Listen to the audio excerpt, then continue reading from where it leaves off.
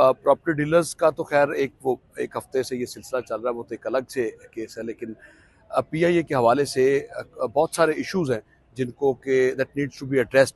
मगर बदकिस्मती ये है कि इस हवाले से सारे प्रोसेस को हम भी देख रहे हैं, उसके अलावा खबरें भी आती हैं मुख्तलिफ मीडिया चैनल से। जो स्टैंडर्ड्स हैं उनको हमने ना माजी में मीट किया ना अब मीट कर रहे हैं। हमारे पास जो टोटल फ्लीट है अभी वो 32 का फ्लीट है और तकरीबन 7,000 से ज़ायद एम्प्लॉइज़ हैं। इसका मतलब ये है कि हमें जो हमारे पास इस वक्त कैपेसिटी है एम्प्लॉइज़ की, तो वो तकरीबन 800 या 900 के दरमियान में बनती है। तो ये दुनिया में किसी भी एयरलाइन को अगर आप देखें तो वो ये स्टैंडर्ड नहीं है।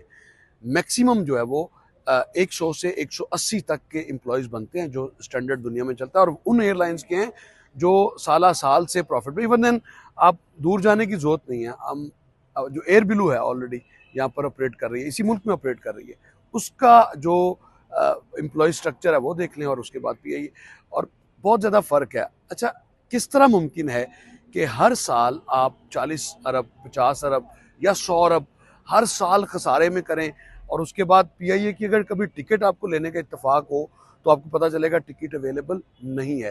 यानी फुल कैपेसिटी में पीआईए चल रही है, जितने त्यारे भी हैं, लेकिन उसके बावजूद हम सुनते हैं कि जो पीआईए वो खसारे में, और इसका इतना खसारा है। तो प्राइवेटाइजेशन के हवाले से जो पॉलिसी है, ये बात तो बड़े अरसे से हो रही है, और इसमें भी मैं ये समझता हूँ कि जो सियासी जमातें हैं वो हर सियासी जमात जो अपोजिशन में होती है ख़ास तौर पर, वो इसकी मुखालफत करती है, और जो गवर्नमेंट में होती है वो प्राइवेटाइजेशन की बात करती है। तो अब ये प्रोसेस शुरू हुआ है, अल्लाह करे कि ये खैर व आफियत से जो है वो पहुंचे इख्तिताम को। लेकिन अच्छा देखिए, आपको किसी की ख्वाहिश से कोई चीज़ ली नहीं जा सकती, ख्वाहिश करना सबका हक है। और ये एक डिस्कशन थी जो आज भी प्रेस कॉन्फ्रेंस में सूबाई वज़ीर अज़मा बुखारी ने इसकी वजाहत भी की है कि एक गुफ्तगू हो रही थी, तो ओवरसीज़ पाकिस्तानीज़ ने नवाज शरीफ के सामने जब ये बात रखी कि बहुत ज़्यादा मुश्किलात का सामना है ट्रैवलिंग के हवाले से ओवरसीज़ पाकिस्तानियों को, जो पीआईए है उसकी वो कैपेसिटी नहीं है कि उसको, हालांकि तरजीह हर किसी की यही होती है कि पीआईए की फ़्लाइट मिल जाए, एटलीस्ट वो डायरेक्ट होती है।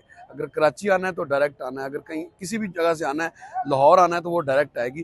तो ये इन इश्यूज़ के ऊपर बात करते करते उन्होंने ये तजवीज़ दी थी कि हम बैठे एक जगह पर गुफ्तगू हो रही थी, और उन्होंने कहा कि मैंने तजवीज़ दी कि आप पीआईए को भी लेने के लिए काम कर सकें, वगरना आप पंजाब एयर के नाम से आप भी शुरू करें। तो ये एक जिसकी वजाहत अब तक आई है। लेकिन मैं इस चीज़ में पढ़ने की बजाय हुकूमतों का काम इस तरह के कारोबार करना, अगर पंजाब एयर भी आती है तो वो कोई आइडियल फैसला नहीं है। जो पीआईए का हाल हुआ है वही इसका पंजाब एयर का भी होगा। तो ये बार बार इन तजर्बात से गुजरने की ज़रूरत नहीं है। ये प्रोफेशनल लोगों का काम है, प्राइवेट सेक्टर का काम है। अब मैं आपको ज़्यादा दूर की बात नहीं करता, हमसाया मुल्क भारत ने अपनी एयर इंडिया थी उसको प्राइवेटाइज़ किया है, तो उसको जिस कंपनी ने ख़रीदा है उस कंपनी ने दुनिया का सबसे बड़ा जो बोइंग 777 और 787 का जो फ्लीट है उसका ऑर्डर दिया है। तो अभी किस तरफ हम जा रहे हैं? अभी कुछ अरसे बाद आप देखेंगे कि वही एयर इंडिया जो चंद स्टेशन तक महदूद थी, अब वो पूरी दुनिया में आपको कतर, एमिरेट्स, टर्किश और इस तरह की इत्तेहाद एयरलाइंस की तरह पूरी दुनिया में उसका जो ऑपरेशन है वो आपको 150 डेस्टिनेशन पर नजर आएगा। तो क्या वजह है कि हम आगे नहीं बढ़ सकते? इसको प्राइवेटाइज करना है, प्राइवेटाइज करें। लेकिन एक चीज़ मैं ज़रूर कहूँगा कि पीआईए का बेड़ा गर्क करने में सब ने अपना किरदार अदा किया है, और ख़ास तौर पर गुलाम सरवर खान ने जो इस ताबूत में आखिरी नील ठोंका है वो टेकन टू टास्क है। उसके ऊपर कम अज़ कम उनसे जवाब तलबी ज़रूर होनी चाहिए कि किसके कहने पर। उसके बाद जब तफ्तीश हुई तो आपको पायलट्स के हवाले से सारी खबरें मिल गई कि सारे पायलट्स जो हैं वो आपके वो सबके डॉक्यूमेंट्स जो हैं वो ओरिजिनल हैं, कोई फेक नहीं है।